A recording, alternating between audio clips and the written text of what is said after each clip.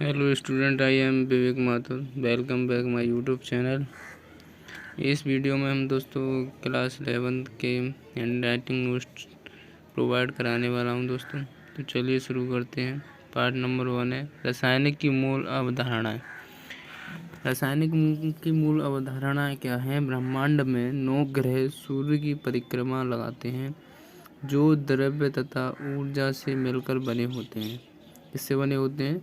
द्रव्य तथा ऊर्जा से मिलकर बने होते हैं। द्रव्यमान में भार होता है जो स्थान घेरता है। मतलब जो द्रव्य जो भी होता है वो स्थान तो घेरेगा कोई भी चीज़ से, लेकिन ऊर्जा अदृश्य होती है। ऊर्जा जो है दिखाई नहीं देती, अदृश्य होती है, जिसका केवल अनुभव किया जाता है। क्या किया जाता है? अनुभव। जिस प्रकार हम ब्रह्मांड को किन किन भागों में बांटा गया है? एक तो द्रव्य में बांटा गया है, नंबर 2 ऊर्जा में बांटा गया है। द्रव्य के भी 2 भाग हैं, पदार्थ है और मिश्रण है। अब देखिए, मिश्रण और पदार्थ के भी कुछ भाग हैं, जैसे तत्व है और सेकंड नंबर है यौगिक। और मिश्रण के भी 2 भाग हैं। मिश्रण का है नंबर 1 समांगी और सेकंड नंबर है विषमांगी। ठीक है दोस्तों। अब तत्व जो भी है, तत्व के भी 3 भाग हैं। तो तत्व के 3 भाग कौन से हैं? एक तो नंबर 1 है धातु, सेकंड नंबर है अधातु और थर्ड नंबर है उपधातु। ठीक है दोस्तों। अब यौगिक की बात आती है। यौगिक के भी कितने भाग हैं? 2 भाग हैं। यौगिक के कौन से भाग हैं? एक तो कार्बनिक यौगिक है और नंबर 2 है अकार्बनिक यौगिक। इसके बाद है तत्व हेडिंग। तत्व में नंबर 1 पे आता है धातु।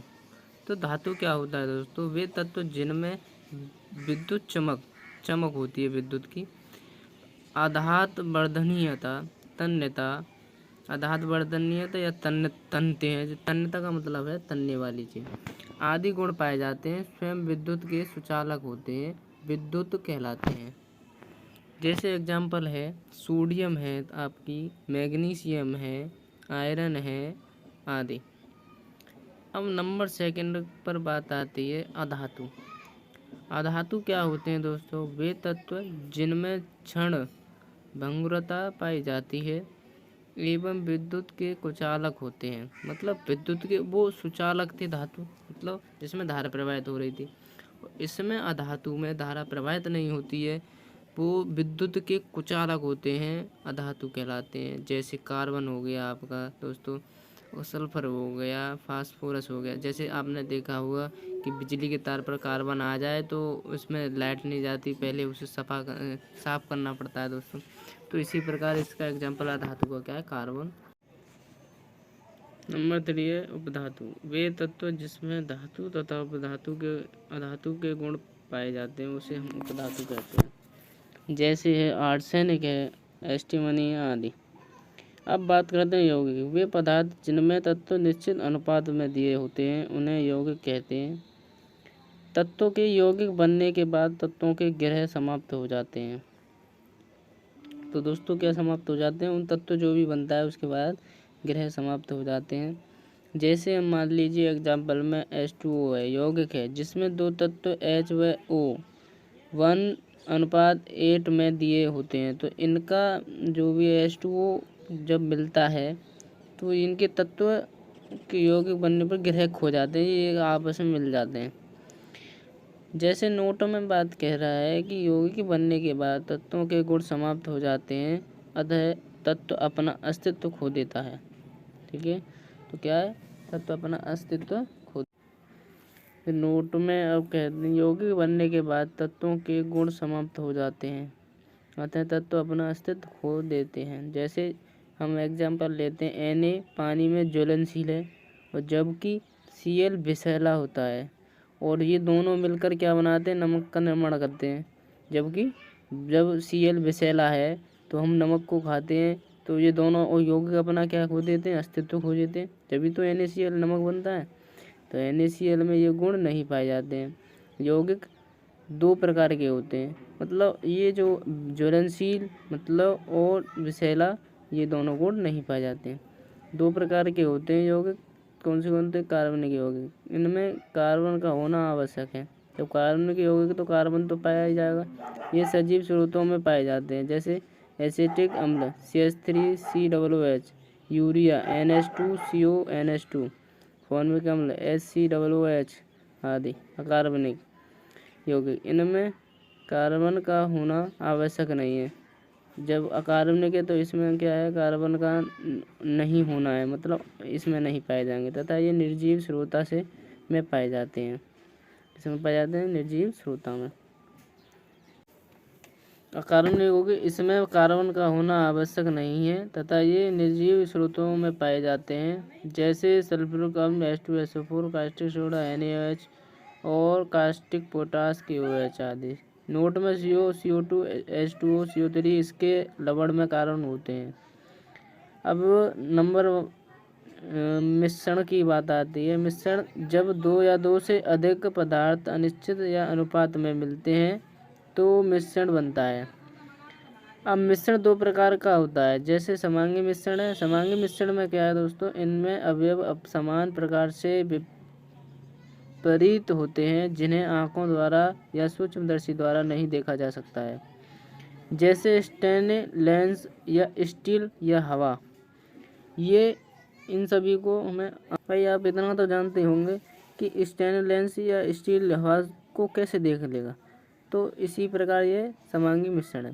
अब विषमांगी मिश्रण क्या है, इनमें अवयव समान प्रकार से वितरित होते हैं, जिन्हें आंखों द्वारा सूक्ष्मदर्शी द्वारा देखा जा सकता है, जैसे कंक्रीट, सीमेंट, बालू, गिट्टी, पानी है, तुम्हारा दूध है, प्रोटीन है, वसा है या जल है। ये सभी, इन सभी को आप देख सकते हो सूक्ष्मदर्शी के द्वारा, मगर समांगी मिश्रण को नहीं देख सकते हो।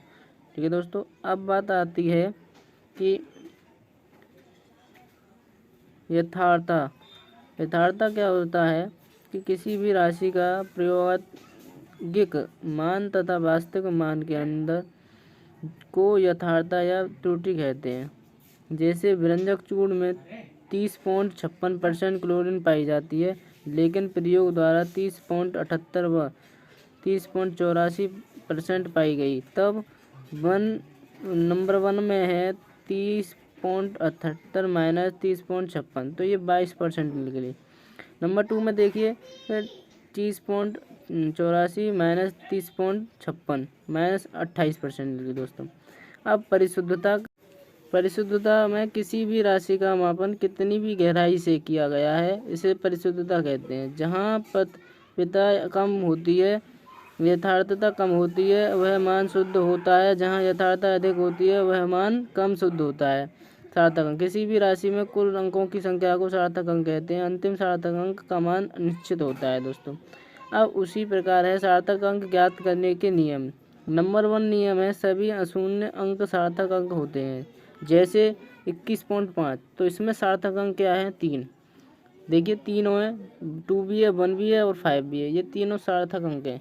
अब नंबर 2 में बात होती है, दो शून्य अंकों के बीच के शून्य सार्थक अंक होते हैं। जैसे मान लीजिए 1.00, तो इसमें सार्थक अंक आपके क्या होंगे, 4 होंगे।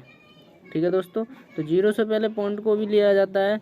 अब देखिए दशमलव के दाईं ओर का शून्य सार्थक अंक होता है, क्या होता है, जैसे 15.0, तो इसमें सार्थक अंक क्या है, 15 के बाद में 0.0, तो सार्थक अंक 3 है। अब ऐसे ही बात करते हैं नंबर 4।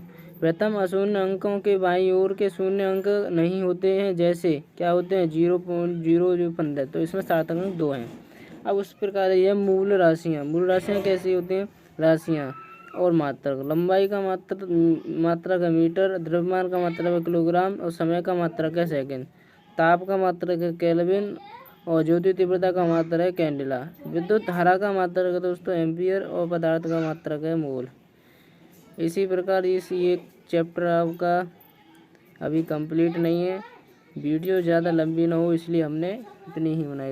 वीडियो अच्छी लगी हो तो लाइक, शेयर, सब्सक्राइब,